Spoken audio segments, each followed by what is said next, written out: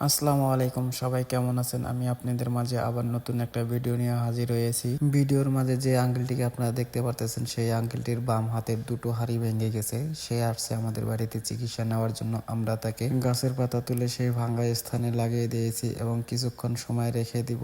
এই আঙ্কেলের বাসা হচ্ছে পাটগ্রামে। তিনি আমাদের বাড়িতে আসছেন হাড়ের চিকিৎসা নেওয়ার জন্য। আমরা তাকে ভালোভাবে হাতটা বসিয়ে দিয়ে পাতা ধরানোর পরে নির্দিষ্ট সময়টুকু শেষ হয়ে গেলে আমরা সেই ভাঙ্গা স্থান থেকে পাতাটিকে তুলে ফেলবো।